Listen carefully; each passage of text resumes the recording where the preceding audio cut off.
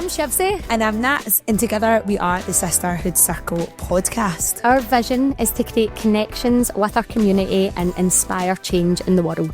So be sure to subscribe on whatever platform you're listening to find out more. So let's dive into today's episode.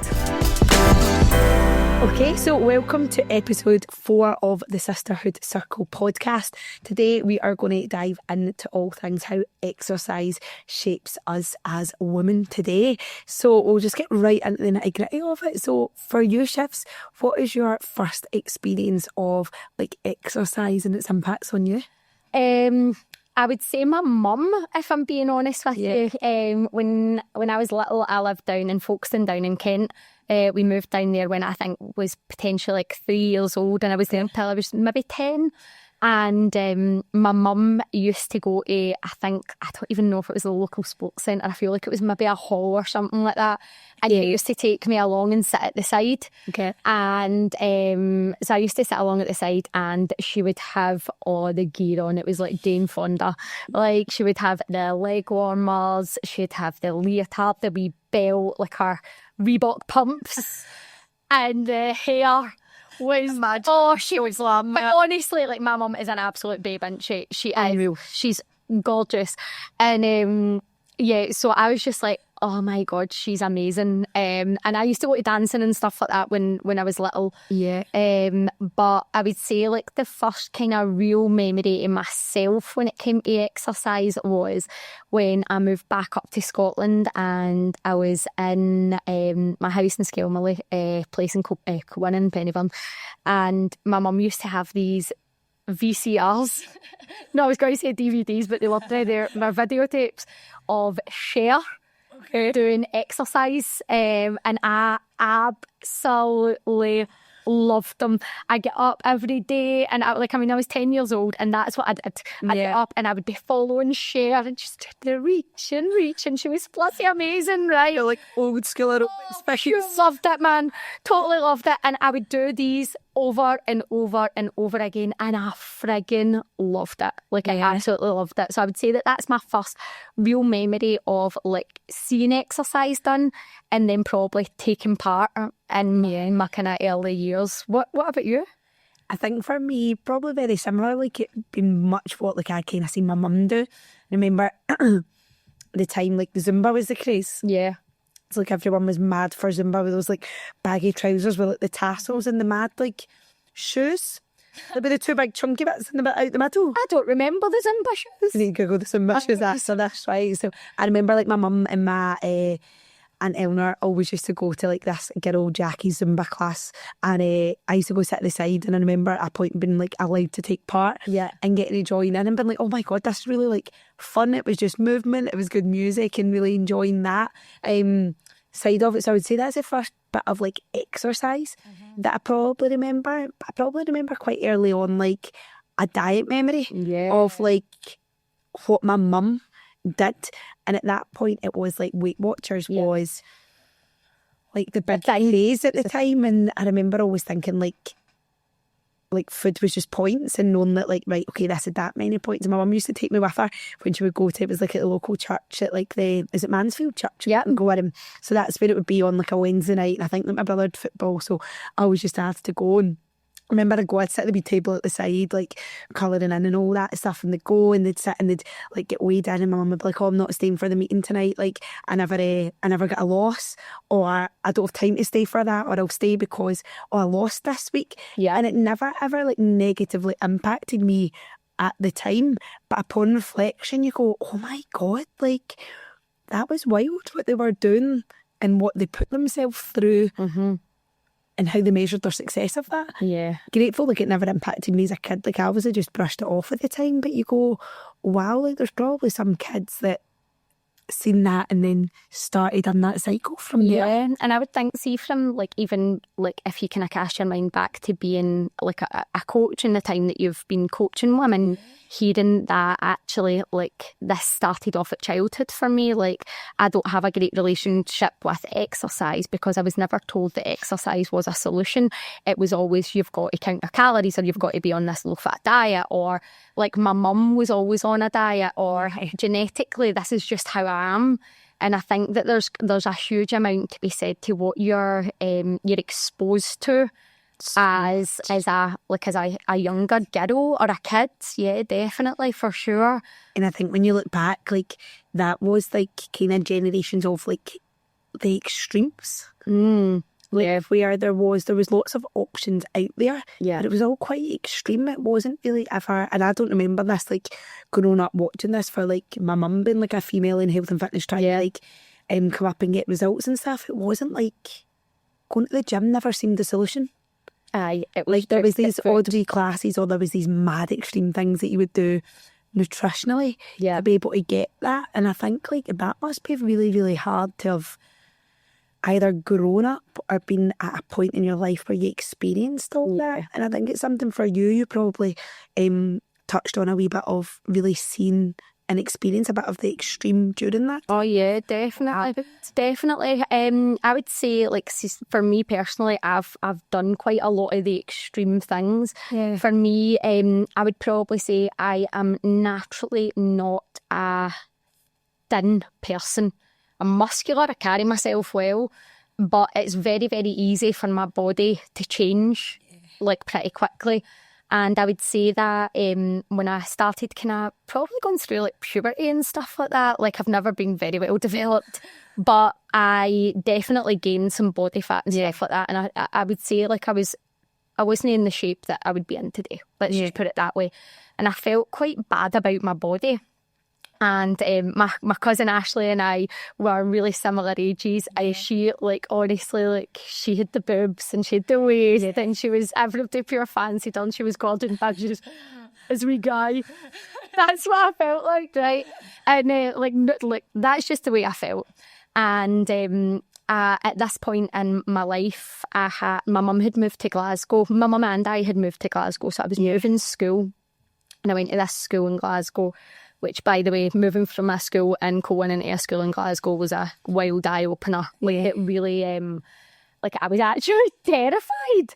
Like, fish. Woofed. Wild. Like, they were drinking at, like, lunch breaks and, and I was like, oh my God, get me out of here. But I remember one of the days, and it sticks in my head so much. Like, I was sitting at a table, and I was just brand new to the school at the time, and I was sitting at the table. And there was two boys at either side of me, and the classroom was quite busy. And this boy was like that to me, started making pig noises at me. And he was like, you look like Miss Piggy. And I remember it being like the first time in my life being like, somebody's just called me fat here. Yeah. And it really, like, it's like I'm 38 now, and I must have been 14 if you're lucky, and I can still pinpoint that feeling. And it was heart-wrenching, and you kind of like make a laugh or whatever of it. But I remember going home, it must have been a Friday, and my mum was out, and our partner at the time, we used to get Chinese food, and we would play like PlayStation and stuff like that, and it was great. And we had our Chinese, and I went to the toilet and I made myself sick after it.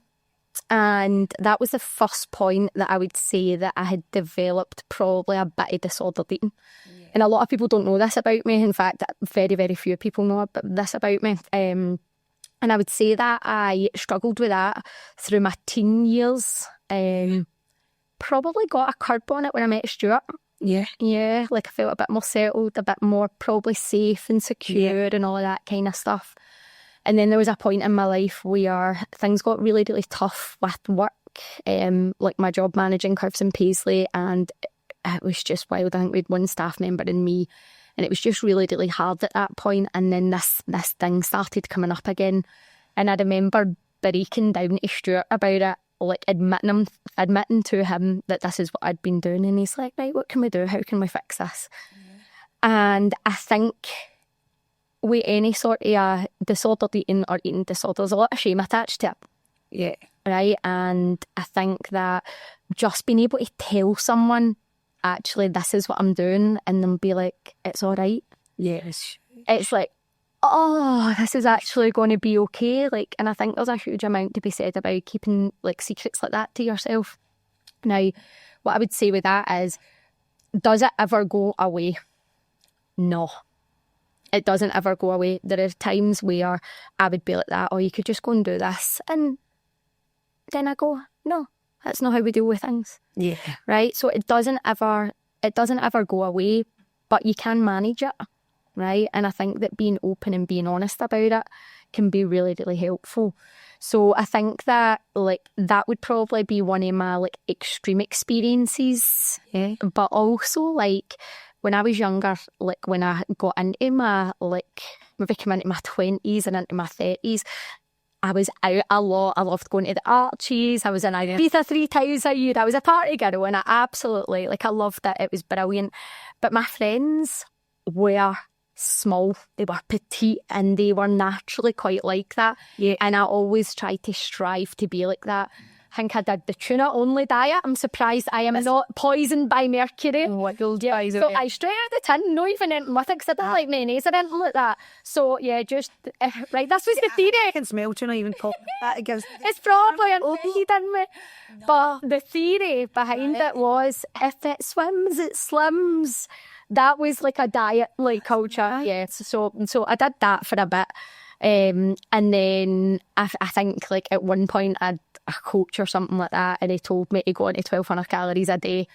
My exercise expenditure in the job that we do, we're on our feet easily 8 to 10 hours of the day, probably taking 2 classes a day and then going to the gym. Yeah. It's a lot of energy being expended there. And what happened to me next?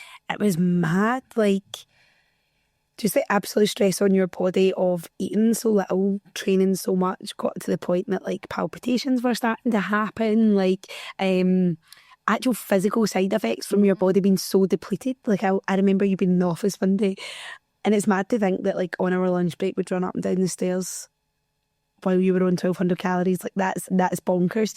But we were in the office and you were like I don't feel well, and you were proper like panicking, like you felt like your chest was quite tight, like palpitation side of things, and like we can laugh about it now, right? But at the time it was quite scary. It was absolutely. And you're like, look at my heart rate, like I'm going to go to the hospital. And I remember being like, take that watch and take your Fitbit off, and you were like, no, but look, and I'm like, there's a reason it's getting higher because you're panicking. But like that drove you to a point of extreme where like you ended up having to go get like your heart check. They had to do like an ECG and all that. And it was just like an absolute byproduct of extremities starting to happen. And I think like for so many people that's what they believe like exercise needs to be, is this absolute extreme side of it, and it's not what it needs to be at all. I would say when it comes to like the nutrition side of things, I feel quite grateful. Like I'd never really, like I'm 27, so slightly younger in terms of like I've not experienced the madness of the diet culture quite as much. Like as I say, like I remember my mum on like Weight Watchers. I remember my dad doing like some mad bodybuilding diet, and like I remember him in like an insane shape at the time, but it was like chicken and a wee bit of rice, like that kind of stuff. Like that was it. Like this was before my fitness pal, and I used to like write it down and have to work it all out and all that, and it was like pinned up in the kitchen. But the first kind of experience I ever experienced on like the nutritional front was definitely calories, and it was at the time you thought the lower the better. Right, the less calories that you can consume, the better it's going to be, the leaner you're going to get. And I feel like up until that point I'd been really lucky that I'd never really seen exercise as a weight loss tool. Like, don't get me wrong, like I was absolutely not a petite girl when I was in school. Like I definitely was carrying a little bit of extra weight, and there was comments, the pressures of how you looked, what you were, all that kind of stuff that came with it. I think I was so involved in sport from like the majority of my youth growing up that it was kind of just a bit of an outlet. Like you never really were in the crowds where those conversations were happening. Like the girls that were teeny tiny weren't playing the sports I was playing, they were off doing dancing or like cheerleading, and like I was not that kind of when I was growing up. I was like, let me go to karate, let me play hockey, like definitely the more tomboy. So I wasn't probably surrounded with like the pressure of the aesthetic side of it until maybe that kind of 16 to 18 point where I was playing hockey mode international at the time, surrounded by girls in really privileged positions, like private schools. They were teeny tiny girls, like they all had like personal trainers, like they'd like people that lived in the house and made them their meals. Like it was hyper, absolutely half live. But that was probably my first experience of being like, I don't fit in here aesthetically. Right, like I am. Like I'm like the wee Aye. There's a reason the Pat main goals, like. You're both pals? So I think like that's my first experience of probably feeling like aesthetically I never really fitted in. But that was at a time that I was studying and starting to come into the industry, and probably joined you in the extremity of like really low calorie, really high activity side of things.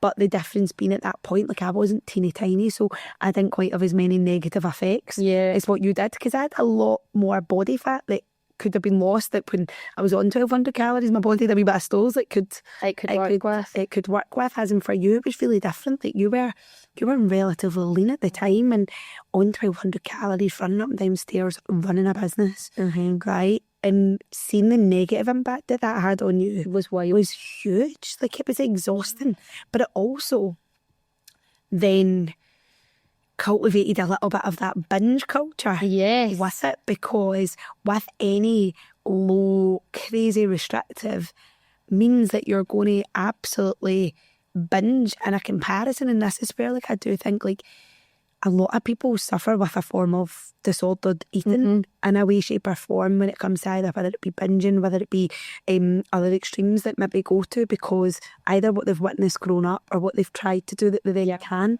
And that then, I don't think it's talked about a lot within the industry that, there's all these solutions as to how you can lose weight.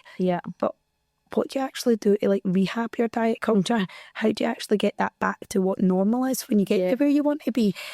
Yeah, I think that you're right in what you're saying. I think there's definitely, it's a double-edged sword. And for a lot of people, when it comes to like fat loss, let's go for like a 6-week fat loss challenge, right? And what they do is they set themselves up from day 1 to day 6. And it usually is to see a result like that in 6 weeks. You're balls to the wall, we say this all the time. And your calories are probably a wee bit lower. Your activity levels are higher, and you're getting to the end of the 6 weeks and you're starting to fatigue. And then you go, I'm so glad that that's done. And then you put a start point and an end point on it when it's a challenge, I think. And then what can happen, and not for everybody, I'm generalising here. I'm not saying that this happens to everybody. What then can happen is you put a start point and an end point on things, and then it's that big, oh, well, I did it, I'm going to go out and get pissed, I'm going to eat what I want for a week, and then blah, blah, blah. And then before you know it, you've got a taste for the sugar again. You've got a taste for the alcohol again. Your energy levels are low, you're sleeping in, your mood's shot, and you're back to square one again. Because see, what all of those feelings that you've got attached to that, they're the ones that you feel like you're feeling again. And then you're just back to square one. And by the time you get back to square one, you've seen another challenge posted on a social media, so you're back into that, and you're then doing this, I don't live for 6 weeks, and then I go out of control for the next 4 to 6 weeks with it. And you just go like, in some ways, like, is there a disservice being done in some areas of the industry of how do you reverse that?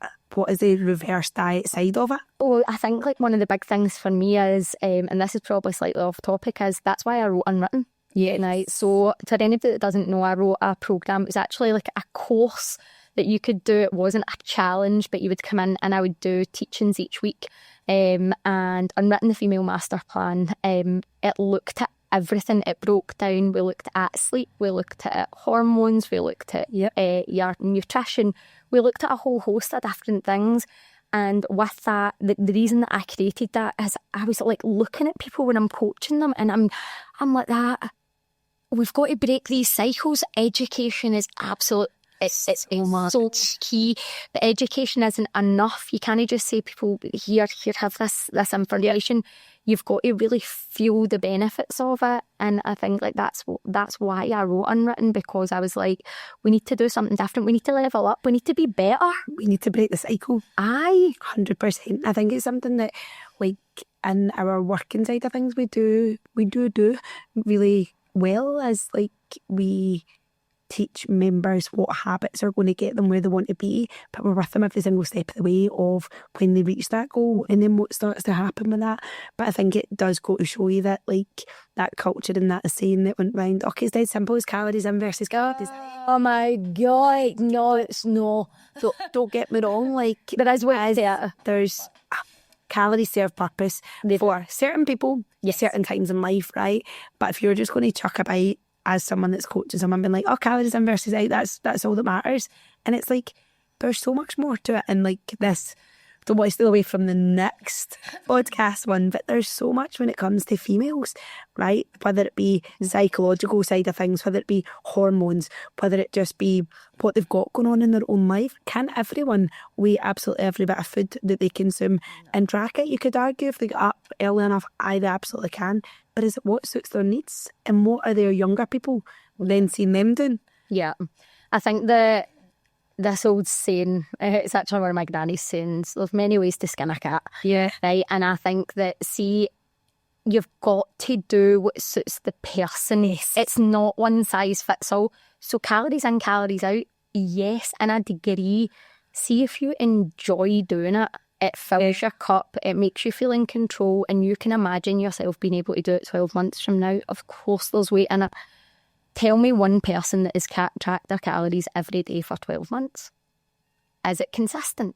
I don't know. Like, I mean, if you're listening to this and you're that guy, then fair enough, right? Do you know what I mean? But for me and my personal experience as a coach, what happens is we do it for 3 or 4 days and then we forget, and then we're back to square one again. And I would say that is it a long-term solution? Do people want to have to do that? Is it great as an educational tool? Yes. Yeah. Yes, 100%. And I would agree, learning what carbohydrates are and learning what proteins are and what fats are.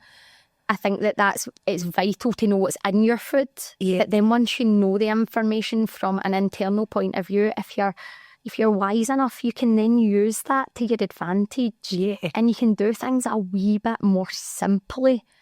100%. I think like it's got its place totally. 100%. The type of person totally depends. Of course, a 22-year-old single girl that stays herself tracking calories is absolutely no bother in comparison to a busy mama, 3 kids that already just now feels like time she's feeling is hard enough.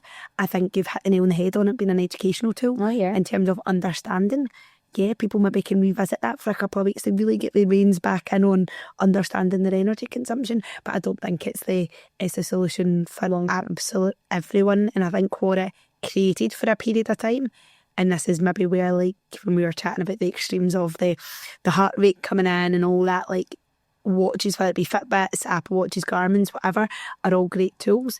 But what started to happen that we've seen in the industry is they all give you an expected calorie burn for that day. So people then start to say, right, well, this is how many calories I have burned and this is how much I've consumed. So this is what I should lose. Yeah. Or, right, well, I've burned that many calories so I can then eat that many calories instead, and I'll get away with hiding that 500 calories and nobody will ever know. And you just go, oh my God, how much does that take away from just because I was hungry? Aye. Like, instead of going, I've got 300 calories left, let's raid the cupboard.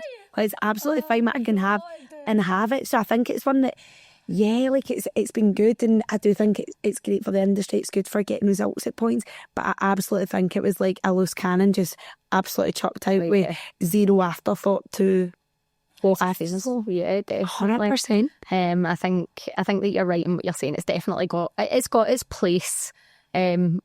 Personally, I think that anybody that does anything when it comes to whether it be exercise or nutrition, see if you can imagine yourself doing it 12 months from now, find something else, right? And the reason for that being is lifestyles are forever. They're forever and ever and ever, right? They're not for 6 weeks, they're not for 12 weeks, they are for the rest of your life. Get in touch with your vessel, get in touch with what feels right. Yeah. What you had said there about your food, like, I've got 300 calories left, I'm going to go and have X, Y and Z. Are you hungry? Am I hungry? If you're not hungry, don't eat. Yeah, and the negatives that come from it. Like, I remember going out for dinner and being like scared about what to eat because I never knew the calories that were going to be in that food, and been like, oh, shit, like, what do I need to keep for this today?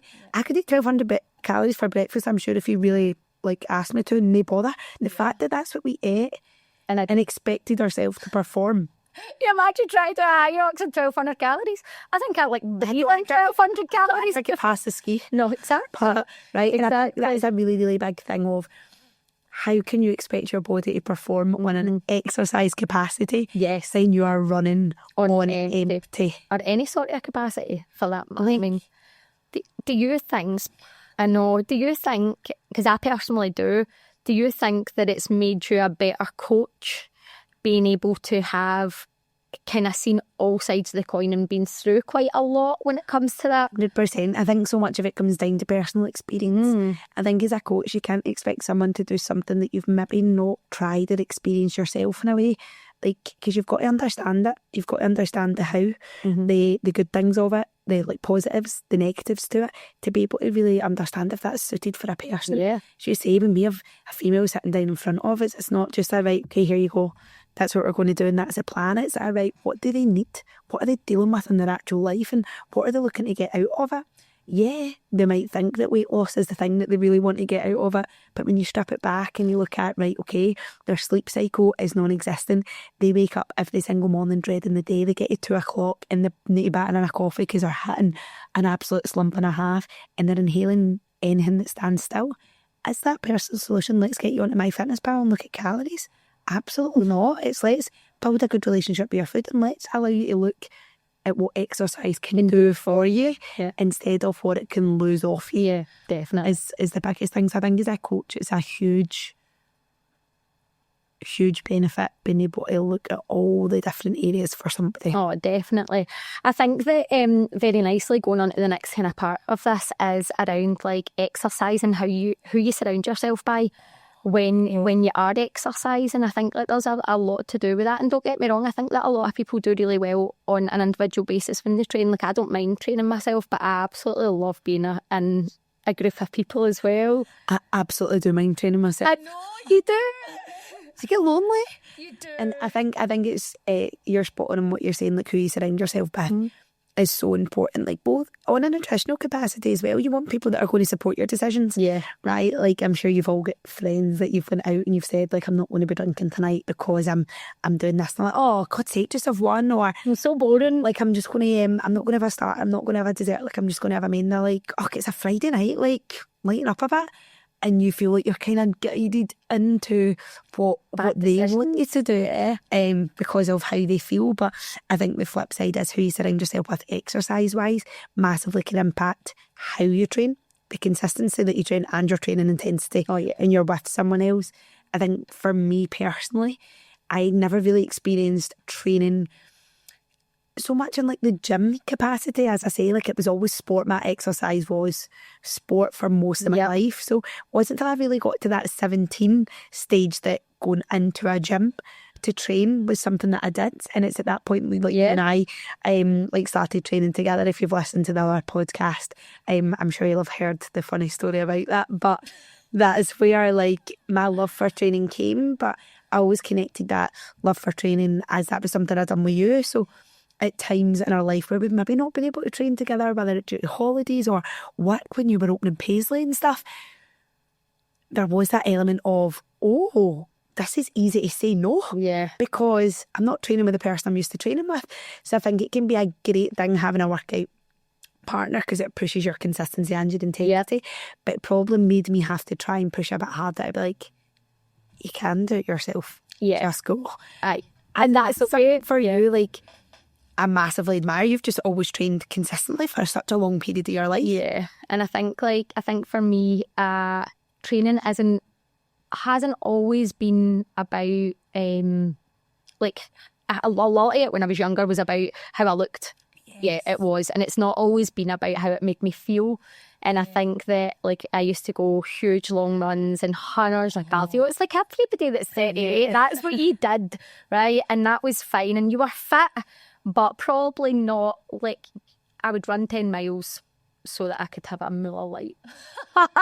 Right? That's so sad. I know, how disgusting. But anyway, right, anyway. How much do you love a Miller corner? No.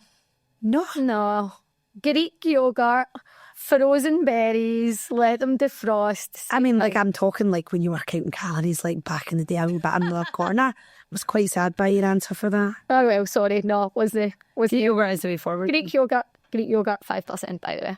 You held it here first. Right, anyway, circling back, what we were talking about. I've lost 10-mile run for a Miller Lite. Aye, but it was before that. Sorry that I get excited with food. Right, hang on, let me think about this. Training for how you look. How you looked, yes. Sorry, get sidetracked. That's what happens from food. Well done, yes. So, but now what I would say is that, when I train, it's as much about my physical health as it is my mental health. And this week's probably a prime example. So last week, Nats and I both did 2 High Rocks events, where Nats was in Glasgow doing Pro Women, which was fab, and I was in Copenhagen with my husband Stuart doing our first doubles event. And this week, we'll talk about that a wee bit later on, but this week I have been working from home. I've done a couple of runs and a couple of gym sessions, but not as much activity as I would normally do. And I would say that I could feel myself being a wee bit lower than normal.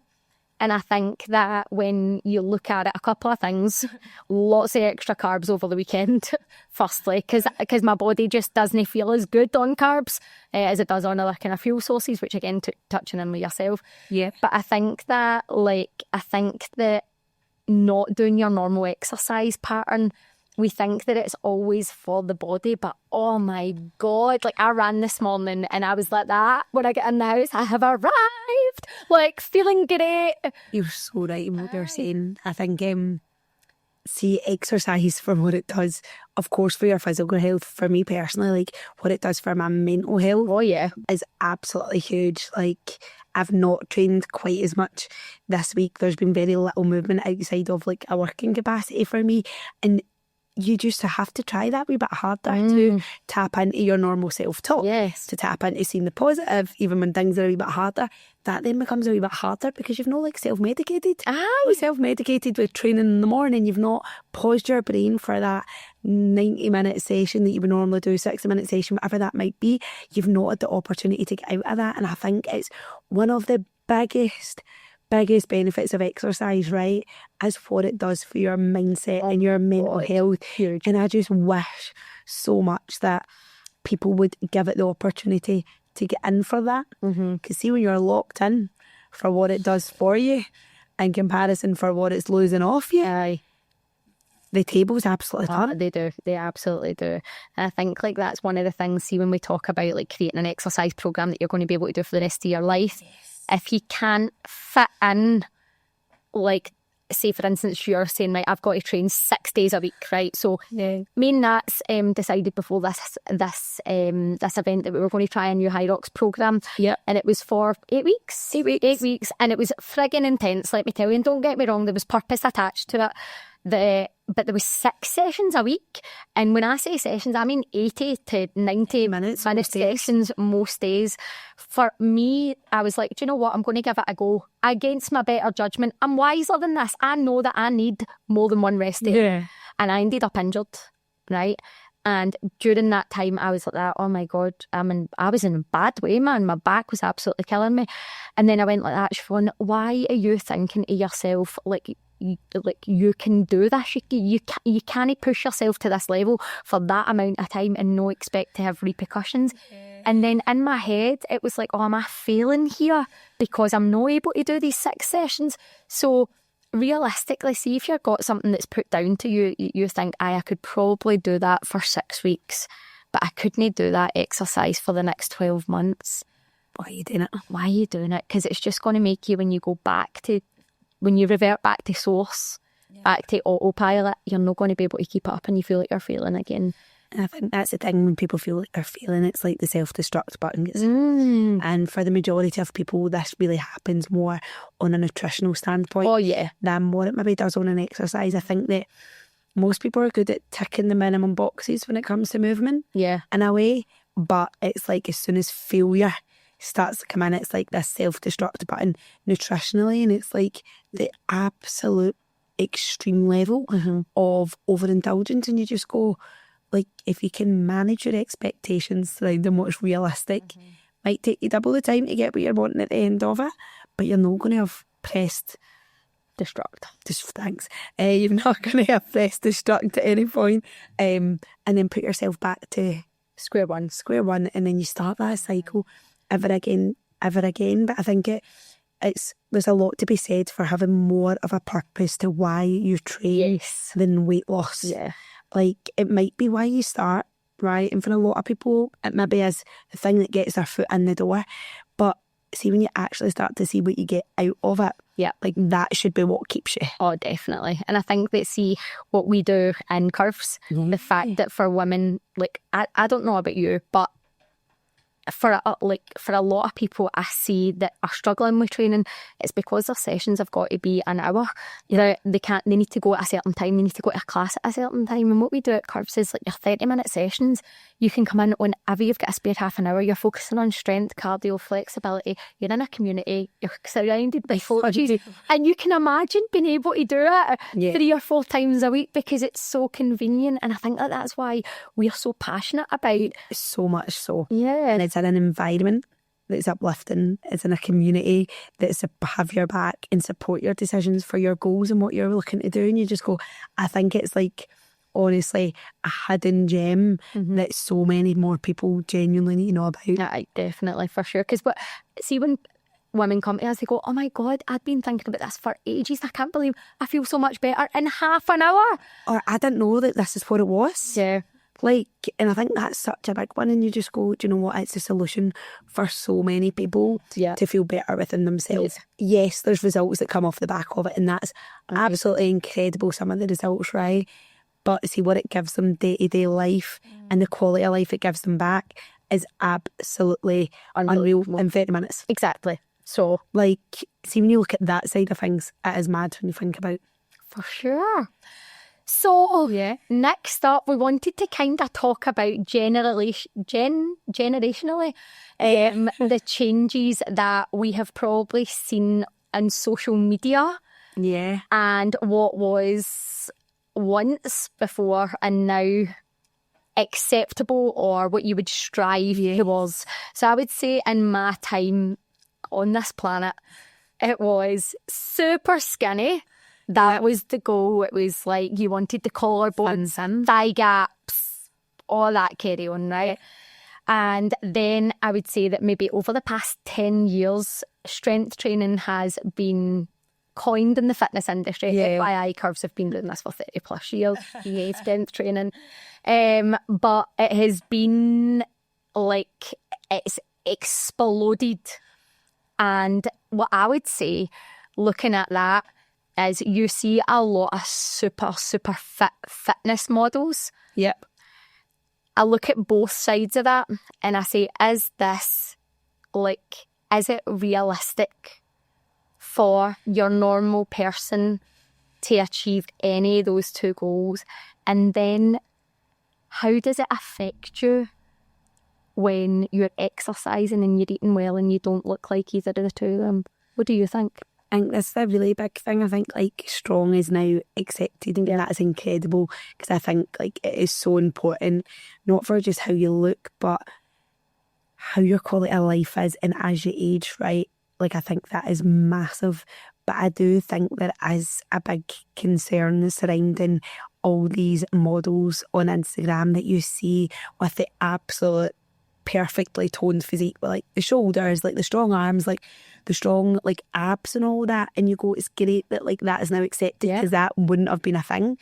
But what it doesn't say is what has to be done to get that. So people think that just by like starting to strength train they're going to get that, and some people genetically have a little bit more of an advantage than others, right? But 9 times out of 10, when you see washboard abs, you see sculpted like shoulders, you see like a good set of biceps on a girl, like that person is having to train 6 days a week, right? They're having to really push their nutrition. They're probably tracking everything that they consume. Is that realistic for general population? I don't think that it is.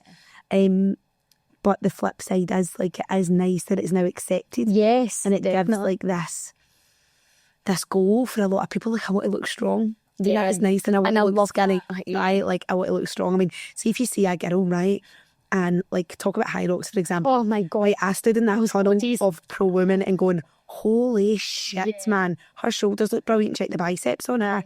Like, you can admire a good set of glutes on anybody, male or female. It's a lot of work that it takes to get that. But I think as much as it's accepted, the journey of muscle building probably isn't educated enough for what you need to do to get it. Like, you could lose weight in your 6-week challenge, when skinny was accepted, but you can't quite build a set of glutes in 6 weeks. That's a journey.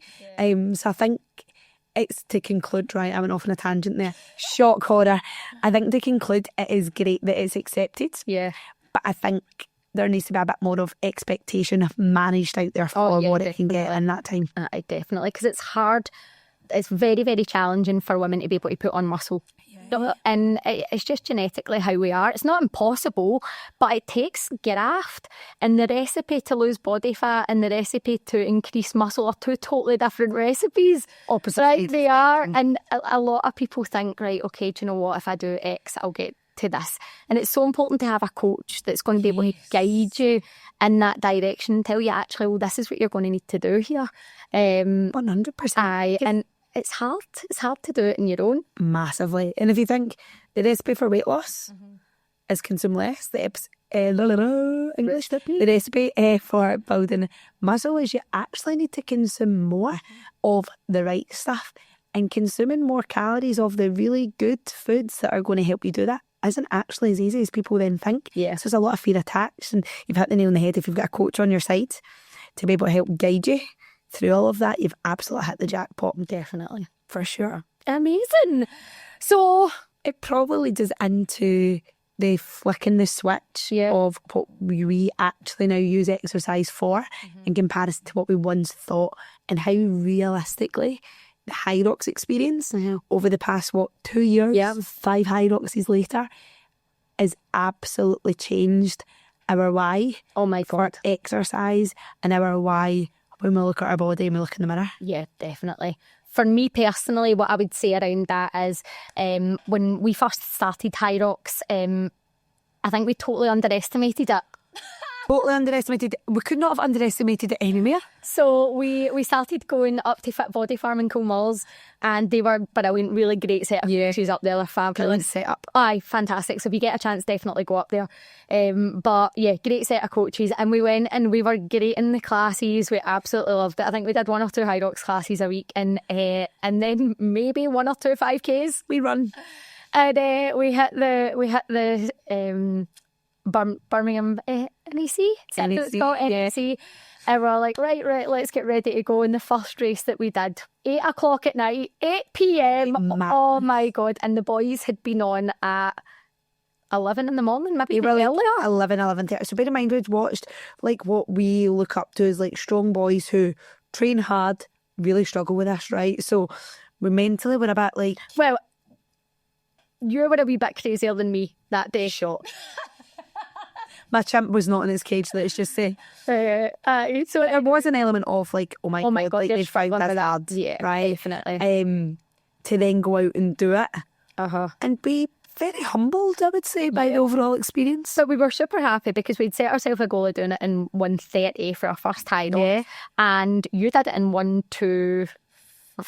1:25, Ellie did it in 1:28.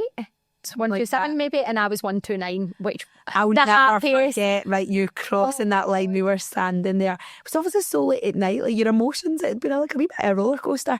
And I came over, then like Ellie came in buzzing for her because I knew she was excited, and we knew you were in like your wall balls, but we didn't know what number, and we were like pure cheering, going, she's going to get this, she's going to get it. And he crossed the line and under that goal, and honestly I just remember I felt like I was more proud of you than what I was like myself, and it's just getting a hug together. Like, see, honestly, you were like that.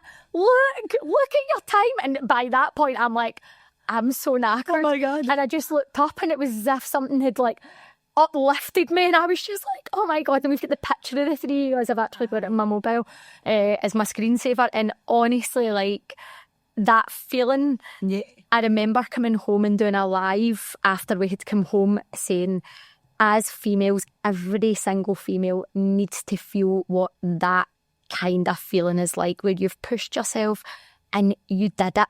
Yeah. And see if you could use exercise as that driving force to kind of have a fitness-based goal rather than it being a weight loss goal, or what my body can do, not what my body can lose.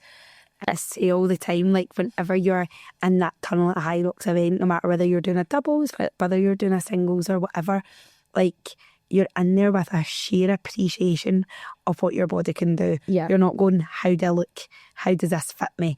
Like the moment you start that race, it is just absolute gratitude for oh my God, my body can do this. Like, my body's just ticked off that other station. And you're not going like, right, what do I weigh in the scales? What size of clothes am I wearing right now? How do I look? Don't get me wrong, some pictures are absolutely horrific angles, right? I feel like they actually get paid. There's this one of me, right, in my, what High Rocks is it? I think it must be our Glasgow one, right? So, and I'm pulling the sled. Pulling the sled, sweet Lord. Big blue shorts on, and the shorts have ridden up, and it's just a picture of this right here, and I was like, sweet Lord, what would possess somebody to take that picture? Aye, it's wild. It is, but anyway, like, but you don't give a crap. And you look back on like those pictures and see, as much as there's that one like you, there's some that it looks as if your soul is like literally leaving your body. You're like, oh my God. But you look back and be like, oh my God, like I could do that. Yeah. You then spend the day watching people doing it and like, oh, they are amazing. Yeah. Like check them, and then you go, wait a minute, like you just done that. And what it does for your ability to train consistently is huge. Oh yeah. Because your why is no longer, right, okay, I want to reach that number on the scale, or I want to be that close size. Your why is, I want to get faster, I want to get stronger, I want that race to feel better. And that's when you go, I'm not snoozing my alarm, I'm getting up to train. Yeah. That's when you go, I'm going to do that session. And I'm going to give it my absolute all. So your consistency changes for what you can do as a result of that, which I think is huge. And it is about having the bigger why than actually just how your body looks. Exactly. You ever, like, see a thing, like, see when you look at a picture, you never look back and you go, that's what I weighed. Oh, you look back and you remember the memory. Aye. You remember like how you felt at that point, whether it be like that picture of us huddled, right? Was that a perfect angle, perfect lighting? Absolutely not. But see that memory, like it actually makes me quite like warm in that fuzzy way, because it was so special. And yeah, I think if so many people could have a stronger like why for that training, and whether it be an event, something that they aim for, just makes a massive difference. Oh, it does. I think that you're right in what you're saying. I think that taking a circle back to general population here, like not everybody would feel able to go out and do something like High Rocks. So our advice would probably lie is that like start where you are, but set yourself that goalie where it's going to go out for the walk if you're at that level, and just speed up your walk. Measure your time or your distance for that walk and see if you can get a wee bit faster next week. Like it's as simple as going like that to yourself, right, where could I be next week, instead of wandering in the dark. Like I think about this all of the time. I think if you've not got a why, it's like walking about in the dark and trying to find your way. So if you can set yourself small incremental targets, it doesn't need to be as much as going to do a High Rocks. But if you're struggling to go to the gym twice a week, commit to for the next 4 weeks going to the gym twice a week. And it is. And then seeing how that makes you feel and checking in with yourself. Like, actually, do I feel better after that? Or do I feel worse? Do I want to feel more of that in my life? You know? I think it's appreciating that, like, success doesn't need to be these big crazy things. Like, just if you're managing to increase like your steps by 1,000 steps over the course of a week, that's a huge achievement, right? And that needs to be celebrated as much as crossing the finish line at High Rocks, because everyone's on their own journey. Yes. And if you can focus on like being on that own journey and tunnel vision, what your end point is huge. The moment you start to open that tunnel and worry about what everyone else is doing, it's the moment that then starts to be like, oh, I'm feeling what I'm doing's not good enough. Yeah. And how many times as a coach have you heard, oh, but everybody's doing great? And you think to yourself, nobody's posting their failures, right? There's times where, do you know what? I've not hit my 2 litres of water a day, but I'm not battering it on somewhere like, oh, I didn't hit my 2 litres of water a day. Well, you're posting all of your successes, and I think there's a huge amount to be said on the pressures that are put on people for social media when it comes to like adhering to exercise, or you only post the things that you're doing well. And I think it's important that people like talk a wee bit more openly about when things don't go well, or they don't go to plan. Like our Birmingham High Rocks, right, for example, like I didn't have a good race. This was the second Birmingham, sorry. So we done Pro Women for the first time, and I didn't have the race that I wanted, and I was disappointed in myself. I knew I had better. And one of the first things like people were saying to me is, don't be so hard on yourself. Yeah. I'm just like, it is all right to say that wasn't what I wanted. Aye. and it makes me hungry for better, it doesn't make you hard on yourself. It means that you've got expectations. The flip side of the coin, though, for you was you went out and you absolutely smashed that. Aye. You got an incredible time. I was so bloody proud of you. Like when I crossed that, literally tears glad I was done. Darling. And like I heard your time, but then the flip side of people were like that, like, oh, like just like it's good, but don't like pure shout. Aye, so that's like Stuart had said that to me, and he was like, just make sure you don't make too much a big a deal about it. And it wasn't about him trying to make me smaller.